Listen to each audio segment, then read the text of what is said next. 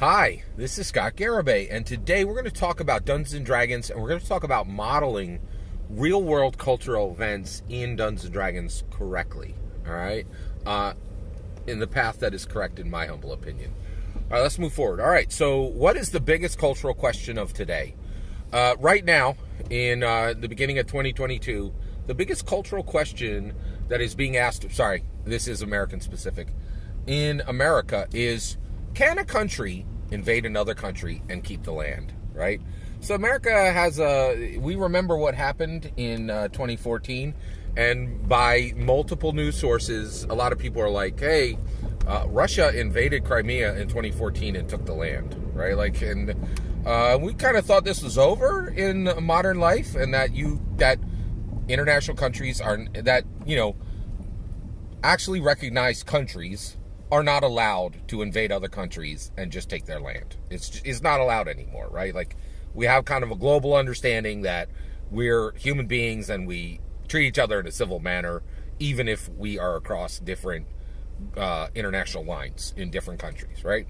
And so this is a huge cultural question today, and America's like, and the reason why it's a cultural question in America is America's like, hey, we kind of watch out for all the countries in the world. Like, if there's one country and they are doing horrible things to another country, right, we're going to decide if we're going to step in, right? And it's a historical thing. America's like, you will hear many major news sources refer to America as a superpower. I can tell you, right, as an American citizen, that term is not off the tip of the tongue of most Americans. They understand that's exactly who and what we are, right? Like, it's the reality of the day. Right, so if one country's gonna like, hey, we're gonna invade this other country, America's not just gonna watch, sit by and watch.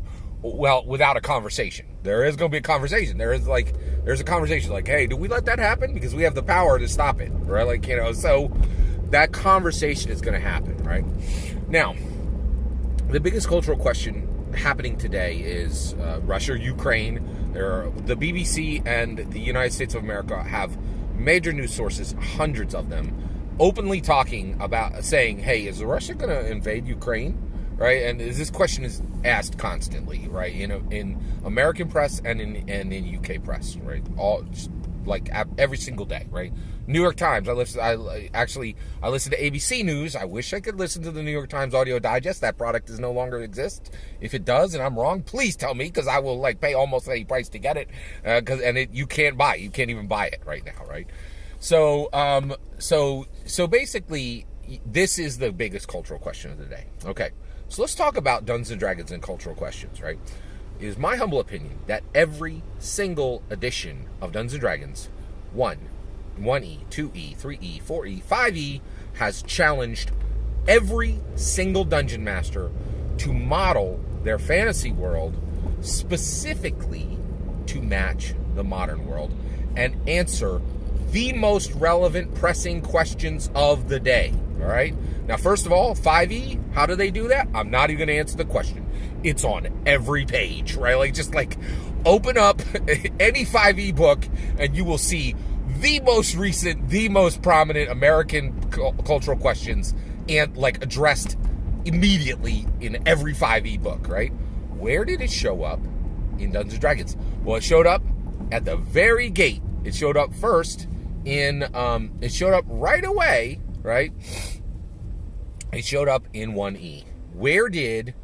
Where was the call to every dungeon master to immediately address the most prominent cultural questions in America in Dungeons & Dragons 1E? Okay, Gary Gygax stands up Dungeons & Dragons in 1974, okay? He creates Unbound, Immersion, and Unbound identity, in my humble opinion, right? But it's a fact that he stood up Dungeons & Dragons in 1974 with the Bloom Brothers, okay? All right. At that point, so he goes out and does the hard work, right? Not just gum flapping and a few ideas like Arneson. He actually did the hard labor to get it stood up, get it going, and get it rocking and rolling, right? So Gary Gygax stands up Dungeons & Dragons in 1974, okay? He works hard on it until 1981. After 7 years of design and labor and literally building brick by brick, the tabletop role-playing game industry from the ground up, right? After 7 years of creative and corporate work, Gygax then specifically goes to Hollywood, and he's like, okay, I've created tabletop role-playing games. I've created Dungeons & Dragons. I've set the model for every tabletop role-playing game in the world. Now I'm going to make it global. And he does. In 1981, he goes to Hollywood. You know what he does in Hollywood? He says, okay, we're creating the Dungeons & Dragons Saturday morning cartoon. Okay?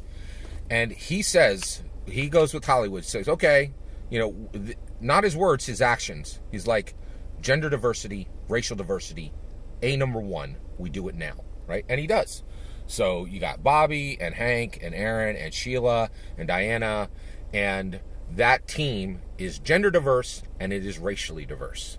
Okay? So he says Dungeons & Dragons is going to tackle the most culturally prominent questions of the day, and that is, how in America do we achieve gender diversity and racial diversity, right?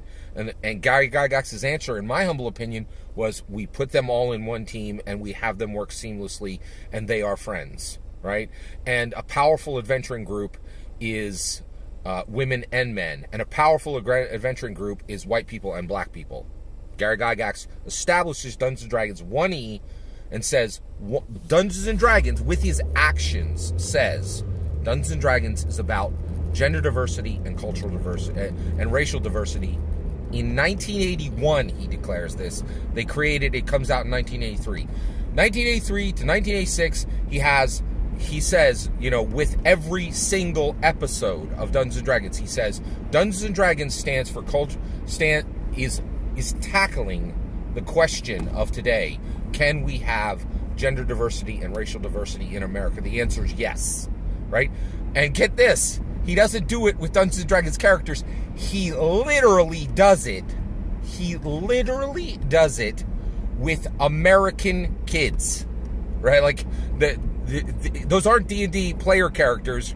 They are Dungeons & Dragons players from America going into the Dungeons & Dragons world.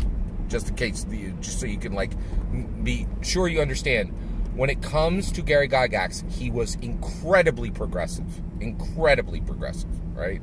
So he said, with this, and then he takes that show and in 1984 brings the characters from the show directly into the game with the Hearthstone module, right?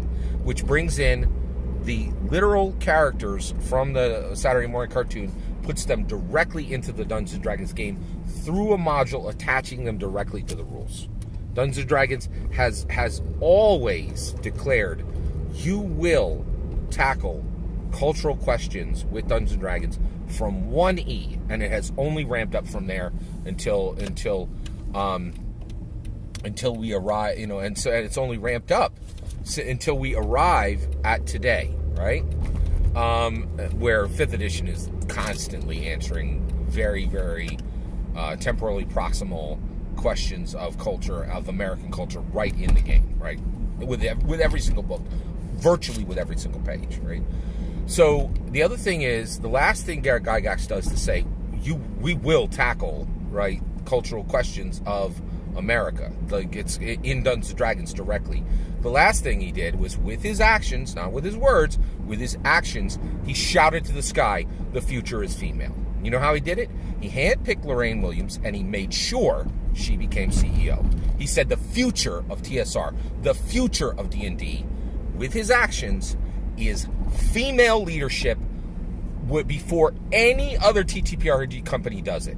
And so Dungeons & Dragons is the first tabletop role-playing game ever, right, to have a female CEO. And Hasbro just echoed Gary Gygax's choice with Cynthia Williams. Lorraine Williams, Cynthia Williams. There is a long progression, right? There is a long history of making sure Dungeons & Dragons tackles gender equality, racial equality, and now LGBTQ equality. It's always been in the game. It's been in the game since 1974, and it's in the game now, right? All right, so here's where we go, okay? I'm making a prediction.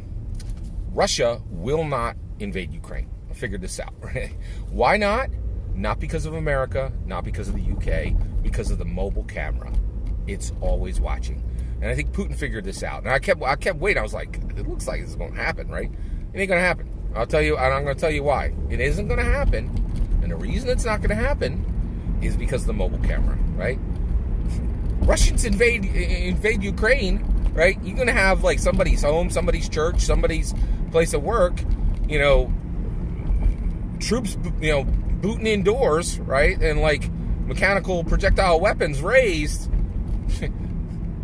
It's going to be on Twitter. Like, it's going to be live streamed. It's going to be live streamed on YouTube, right? Like, ain't nobody getting away with that, right? You can't. It's not going to happen, right? So that's the issue is there's not going to be a Russian invasion of Ukraine. There will not. It's not going to be U.S. that stops it. It's not going to be U.K. that stops it. It's going to be every mobile phone in Ukraine that stops it, right? Because if they do, they'll look like villains. And ain't no country in the world. Putin rolls hard, but he don't want to look like a villain. He don't want to look like a mustache twirling, railroad villain. Like that ain't gonna happen, right? It's just not, right? Now, how do we model that in Dungeons and Dragons? Well, it's right there. It's been built into it, in my humble opinion, in 5th edition with the Harpers, right? So Lord Daggle, Neverember, of course, he'd been looking over on Phandalin, right? He'd been looking over on the Neverwinter Woods. He's like, oh, hey, you know what? I'd like to take the Neverwinter Woods for us, and I'd like to take Phandalin. I can get all my wood and get all my mining rocks and all my miners and all my woodcutters in one foul sweep, right? He's been eyeing that for a long time in my campaigns, right? And so, and Laerol Silverhand is there, but what actually takes the place of the mobile camera? It's the Harpers. It's the adventurers saying, we're not going to stand by. We are going to be witnesses to this. Lord Daggold Neverember, we see you, eyeing up Neverwinter Wood. We see you eyeing up Phandalin, right? And there have been clues of this in most of the books, in my humble opinion, right? That specifically deal with Faerun, right? But the Harpers are set there specifically to make sure that our modern mobile camera app is in the game through the Harpers. This independent agent that's always there, always watching, and is going to make sure that the world sees. And that's what the Harpers are. That's my humble opinion. What do you think? What do you think in Dungeons and Dragons models the mobile camera, which is exactly what's going to save Ukraine today? And in my opinion, the Harpers are what are going to save Phandalin from Neverwinter's Lord Daggle Neverember, who abandoned his responsibilities in Waterdeep and showed him to be a villain when he yeeted out over to Neverwinter. That's my opinion. That's my prediction. What do you think is going to happen? How do you make sure that every game you run 100% honors Gary Gygax's desire to say Dungeons & Dragons speaks to every American cultural question immediately, accurately, and in a way that's fun? I'd love to hear your path to that. Let me know in the comments below. Please consider liking and subscribing, and have a wonderful millennium.